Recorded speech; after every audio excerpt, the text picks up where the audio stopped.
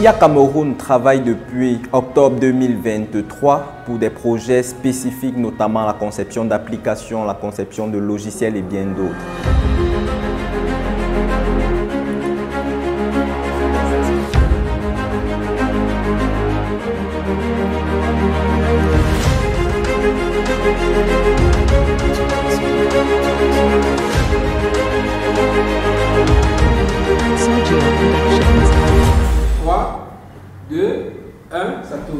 Hello, I'm Dantabe Lilian, a UI UX designer and a front-end developer. I work in AI-based project as a UI UX designer. Artificial intelligence, AI, refers to giving computers the ability for them to think like humans. That is, making computers to do tasks that would normally require human intelligence.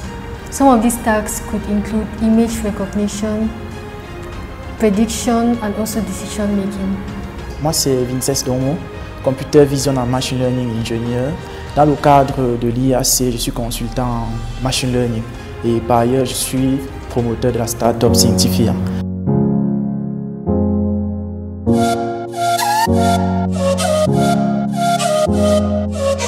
Alors, comment l'intelligence artificielle peut résoudre les problèmes du quotidien?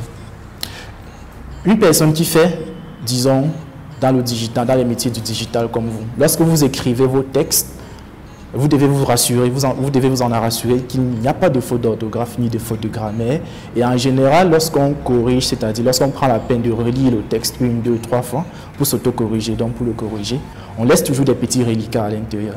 Or, vous pouvez utiliser des systèmes de correction automatique tels que Smoothing, Quillbot et bien d'autres.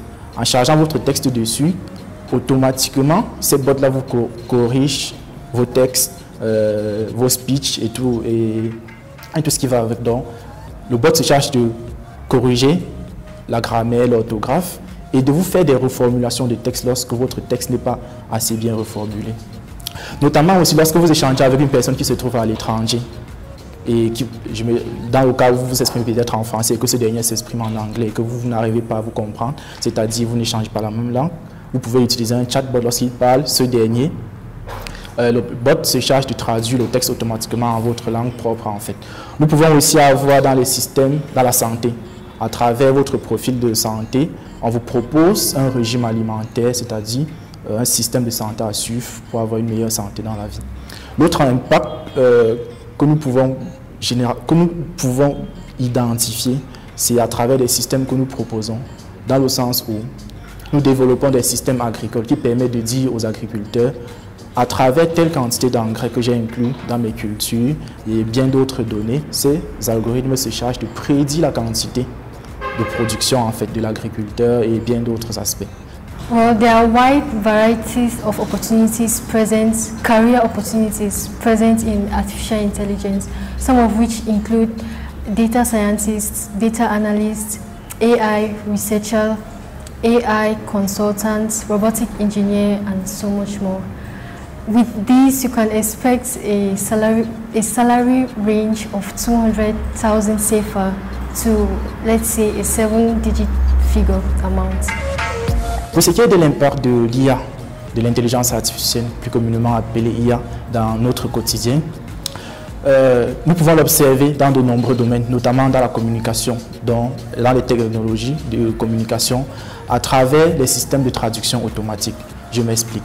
Lorsque vous utilisez votre WhatsApp, ou peut-être lorsque vous utilisez Google, lorsque vous échangez, lorsque vous écrivez un texte, automatiquement une traduction, soit anglaise, soit française, fonction de votre langue d'origine, vous êtes transmise en fait, ou vous êtes proposé. L'autre aspect que vous pouvez facilement observer de l'impact de l'intelligence artificielle dans la vie commune, c'est ce qu'on appelle de l'autocomplétion. Je m'explique. Dans le cas où, lorsque vous échangez sur WhatsApp, lorsque vous écrivez peut-être papa, automatiquement une suite de mots vous est proposée. Ça, c'est ce qu'on appelle de l'autocomplétion. Ça, c'est l'un des impacts de l'intelligence artificielle dans la vie. L'autre impact que nous pouvons avoir, c'est dans les systèmes de navigation, c'est-à-dire dans le transport. De nombreux Camerounais vont se retrouver dessus. Lorsque vous utilisez des systèmes tels que Yango et lorsque vous commandez votre Yango, lorsque vous entrez, à l'intérieur, le chauffeur a un GPS automatique placé devant lui. Lorsqu'il navigue, il y a un bot ou une voix qui dit tournez à gauche, tournez à droite. Là, c'est un bot intelligent qui permet d'orienter votre conducteur. L'autre impact qu'on peut facilement adopter, c'est-à-dire les jeunes peuvent facilement se retrouver dessus, c'est à travers des plateformes comme TikTok. Lorsque nous venons sur plateforme, lorsqu'un utilisateur de TikTok est présent sur TikTok et lorsqu'il consulte une vidéo pour sa première fois, donc pour sa première utilisation, lorsqu'il consulte une première vidéo, une seconde, et lorsqu'il revient une prochaine fois, des vidéos dans le même sens lui sont proposées. Et là, on appelle ça proposition de contenus basés sur votre historique. En fait. Donc, on appelle ça de la recommandation des contenus. Ça, c'est ce qui est de l'impact de l'intelligence artificielle dans notre vie. Nous avons dans pratiquement tous les domaines, mais je vais m'en arrêter.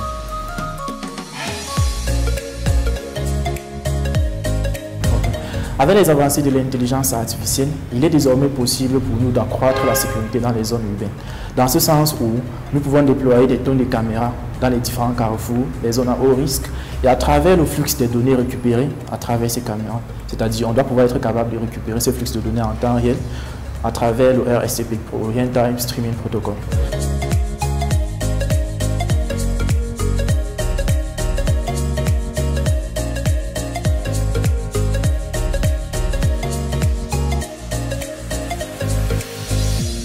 Je suis Fokam Massé de Meleva. Je suis data scientist et au sein de l'association IAC Intelligence Artificielle Cameroun, j'occupe le poste d'expert BI où il est question pour moi de pouvoir, à travers les données que nous collectons, apporter des éléments pour des prises de décision. En ce qui concerne les risques liés à l'utilisation de l'intelligence artificielle, nous avons déjà en première position la perte des emplois. Nous remarquons déjà que la plupart des métiers en vogue auparavant risquent de disparaître. On prend l'exemple du métier de traducteur, ce métier qui de plus en plus est remplacé à travers des systèmes que nous appelons des chatbots. Nous avons également aussi la diminution des emplois, notamment dans le cadre des librairies, des libraires qui risquent aussi également de perdre leur emploi. Nous avons aussi l'un des risques majeurs qui est la violation de la vie privée à travers la collecte massive des données. Nous pouvons prendre l'exemple récemment avec l'ajout de l'IA, Meta AI dans les applications comme WhatsApp. Concernant les formations qui sont nécessaires pour pratiquer dans l'intelligence artificielle, déjà nous pouvons commencer par le cursus académique. Il est possible pour des étudiants dans des universités, notamment l'université de Yaoundé 1, à partir du département d'informatique, département de mathématiques, d'acquérir les compétences qui pourront leur permettre de pouvoir exercer dans ce domaine, notamment les compétences liées aux aspects mathématiques et programmation. En dehors des universités, nous avons également les écoles de formation comme les écoles polytechniques du Cameroun, à travers le cursus d'ingénierie, notamment le département de génie informatique, en ce qui concerne l'école polytechnique de Yaoundé. En ce qui concerne les travailleurs et les personnes actives, notamment les journalistes, les médecins et bien d'autres, il existe des formations accélérées pouvant aller de 2 semaines à 1 mois qui peuvent leur permettre de booster leur productivité dans la réalisation de leur activité. En ce sens où il existe un ensemble, notamment des formations en IA générative qui permettent de mieux gérer les aspects de communication. Comment se faire de l'argent avec l'intelligence artificielle? Lorsque nous avons emmagasiné un ensemble de compétences, notamment les compétences qui nous permettent d'exercer des métiers comme la data science, data analysis ou business intelligence, nous pouvons faire des prestations de services dans les entreprises pour éventuellement travailler et avoir des contrats CDI, contrats à durée déterminée ou CDI, contrats à durée indéterminée.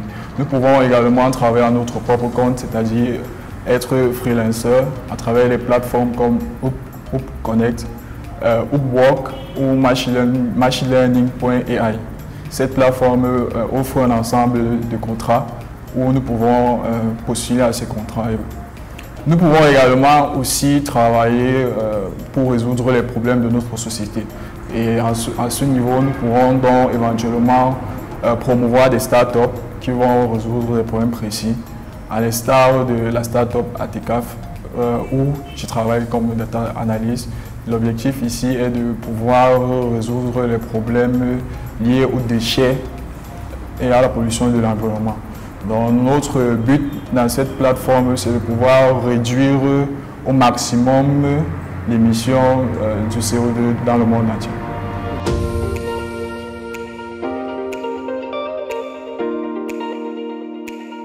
Pour ce qui est des conseils pour les personnes qui s'intéressent à l'intelligence artificielle, je vais essayer de mettre cela en catégorie.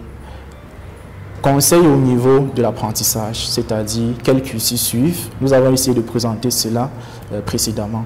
Il faut suivre des bootcamps, aller dans des centres universitaires, mais l'idéal serait de s'auto-former, dans le sens où, peu importe le cursus que vous avez suivi au départ, vous vous dites, OK, il va falloir que je travaille sur de réels projets. Ça peut être des projets d'entreprise, ça peut être des projets personnels, dans le sens de concrétiser vos compétences. Parce que les compétences ou les notions que vous apprenez au niveau de toutes ces formations ne sont que des compétences techniques, compétences théoriques. Il va falloir les concrétiser. L'autre conseil que je pourrais donner à des personnes qui envisagent faire carrière dessus, c'est surtout et surtout avoir le courage de se lancer, d'apprendre de nouvelles choses, dans le sens où l'évolution de la technologie se fait du jour au jour. Je m'explique. Supposez que vous apprenez une compétence aujourd'hui, lorsque vous revenez une semaine plus tard, vous vous rendez compte que cette compétence est obsolète.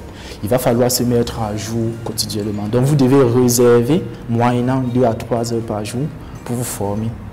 L'autre compétence, c'est de cultiver l'aspect relationnel. Peu importe les compétences que vous possédez, si vous n'avez pas le relationnel, pour facilement retrouver du travail, pouvoir avoir l'opportunité de travailler sur de réels projets, cela ne vous sert à rien.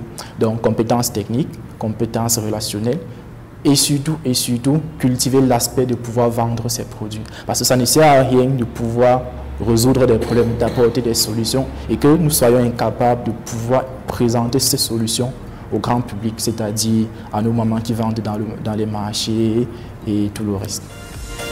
Okay, so this is Pinyang, a waste management application that allows users to dispose of their trash in a very efficient manner. So here is the login screen. First of all, for you to register into this application, you need the basic user information. Then once you sign up, your dashboard. So here is your dashboard, and there are two main features of this application. Nous sommes ouverts avec l'aide de nos experts pour toute aide, toute personne qui aurait besoin d'une conception d'application, de logiciel, de site internet. Nous sommes disponibles à cet effet.